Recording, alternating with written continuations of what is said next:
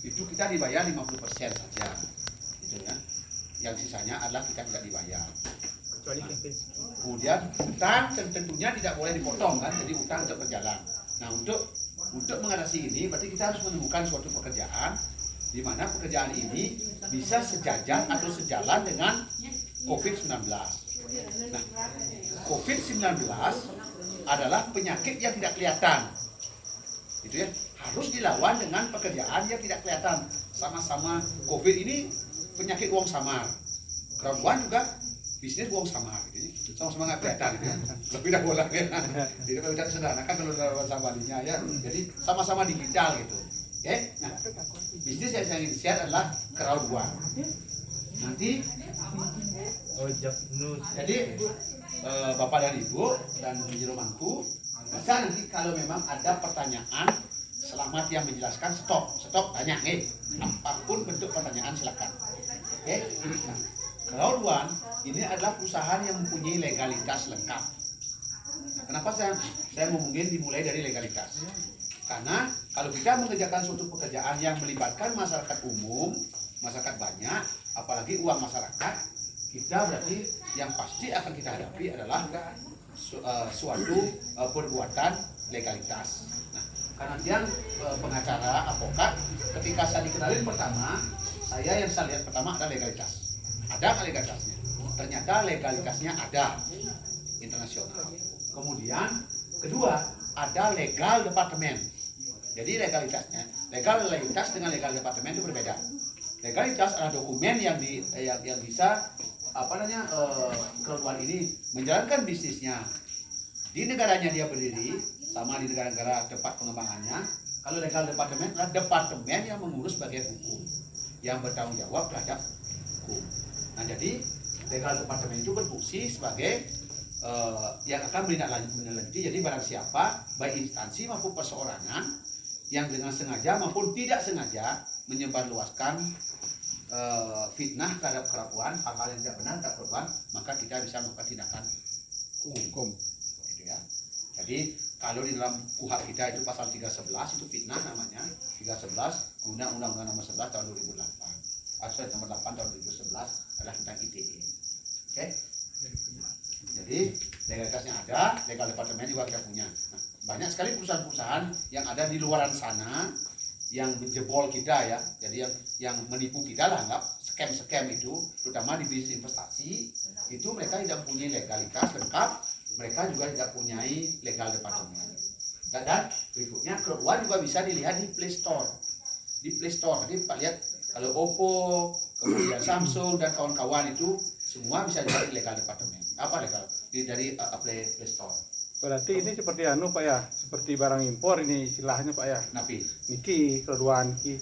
Berarti barang impor artinya masuk ke Indonesia harus dia melalui dicek oleh pemerintah dulu kan, itu baru bisa disebarkan ke masyarakat.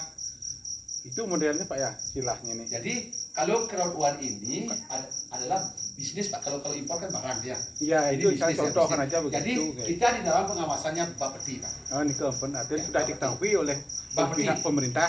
Ya pasti sudah diketahui. Sama Bapeti namanya. Oh, Oke. Nah, kan kita jelasin apa itu Bapeti, apa itu OJK. Ya, nah bisa juga Pak lihat nanti di YouTube gitu ya. Oke, YouTube. Nah, kemudian bisa masuk ke Play Store.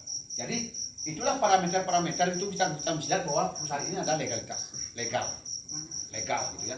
Bisa sah masuk ke semua negara. Tidak ada satu negara pun yang menolak ini, tidak bisa, gitu ya. Karena sudah legal. Karena perusahaan ini juga sudah memiliki izin lengkap dan mempunyai lawyer internasional, pengacara internasional di dalamnya.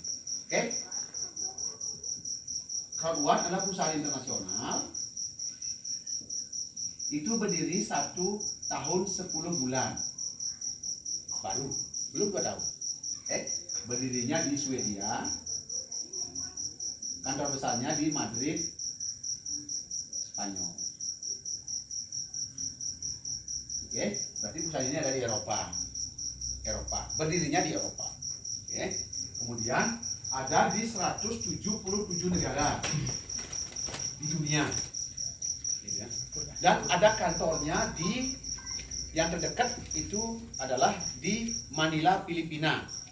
Kalau suatu perusahaan yang tidak punya legalitas yang lengkap mendirikan perusahaan di suatu negara, pasti tidak boleh, pasti tidak diizinkan. Nah, karena dia sudah punya izin, maka dia pun bisa mendirikan di Filipina. Dan kantor-kantor besarnya di seluruh dunia itu ada di 45 negara, 45 kota besar. Di Indonesia belum ada, belum. Tapi rencananya masuk ke Vietnam, masuk ke Cina, Beijing, Cina, kemudian masuk ke Vietnam, masuk Korea Selatan, Singapura, Hong Kong, kemudian Thailand, baru masuk ke Indonesia. Nah, ketika masuk ke Indonesia, itu kita diharapkan sudah menjadi leader besar, sudah menjadi sudah menjadi leader yang besar di crowdfunding. Karena ini ketika lagi booming, boom gitu, kita udah jadi leader.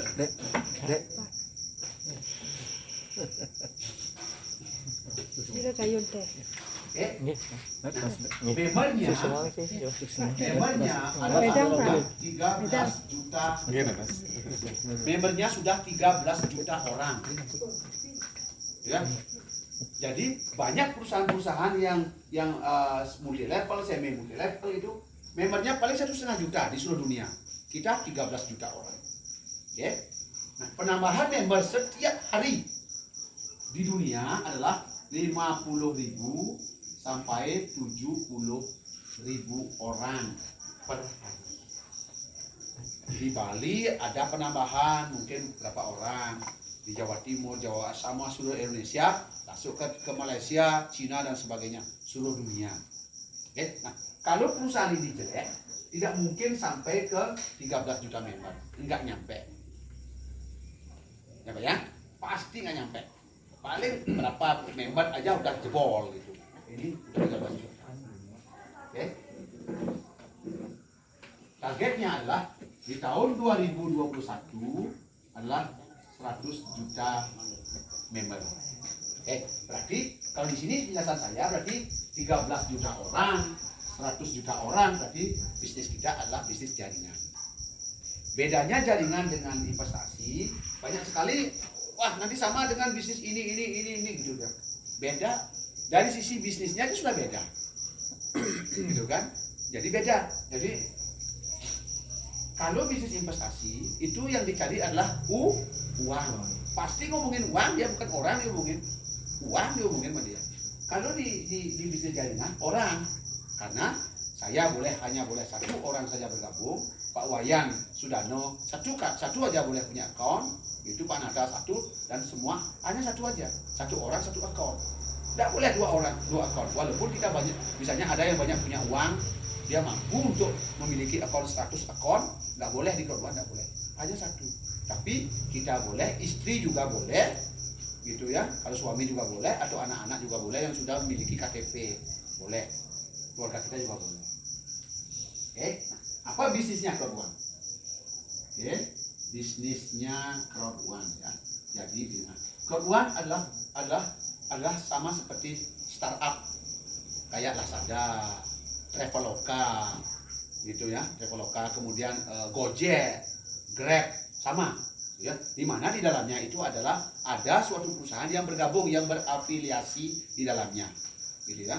Jadi sehingga dia mendapatkan keuntungan di sana, gitu ya. Seperti Lazada itu dia nggak punya produk, tapi dia bisa mengafiliasi. Misalnya saya punya barang tas itu nih, saya masuk ke Lazada, kemudian Lazada itu ketika ada yang beli tas, maka saya kirim ke Lazada yang kirim ke customer. Berarti keuntungan perbedaan harga dari saya ke sini ini Lazada punya. Crowd1 juga sama. Jadi di Crowd1 ini bisnis pertama dia adalah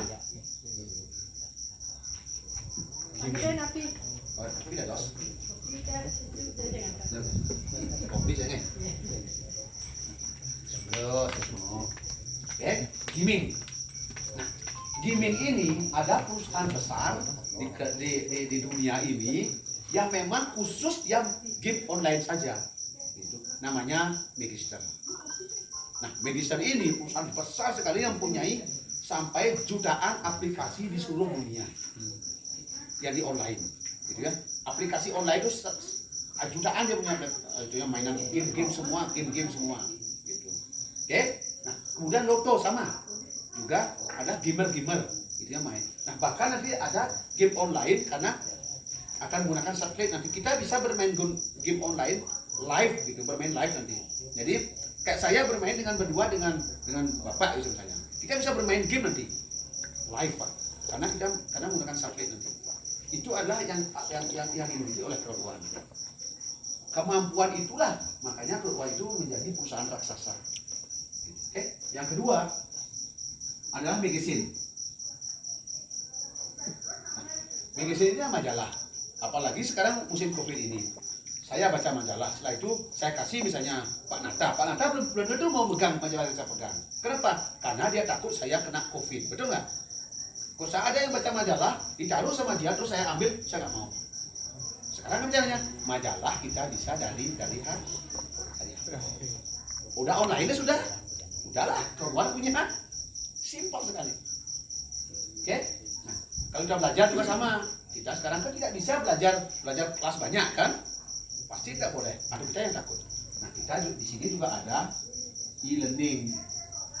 Jadi e-learning juga adalah salah satu proyek bisnisnya daripada Cloud1.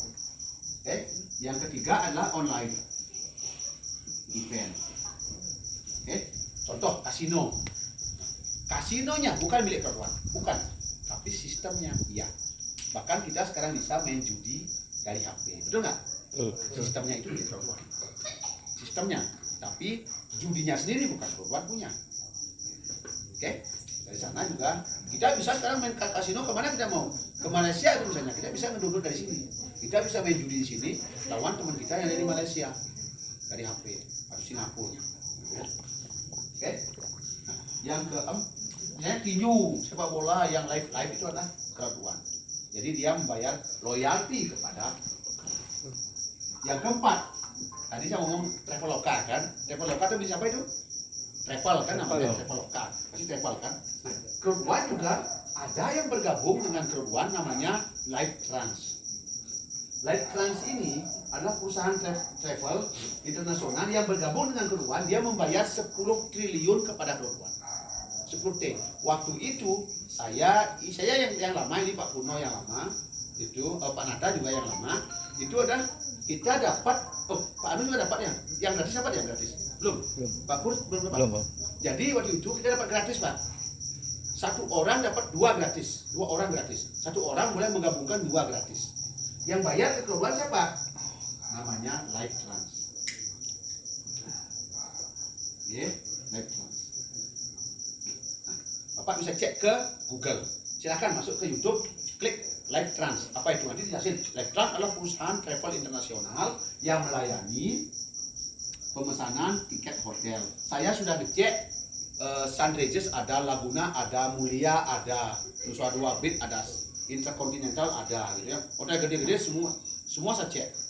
Termasuk Westin juga ada. Ada sebanyak 3.600 hotel besar atau villa yang ada di Bali.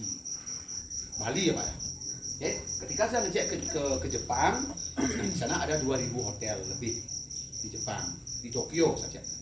Tokyo, Jepang saya bilang, langsung sudah muncul sebanyak 3.000. Tinggal kita pilih hotel mana yang tinggal di Tokyo, kita tinggal pesan dari HP kita.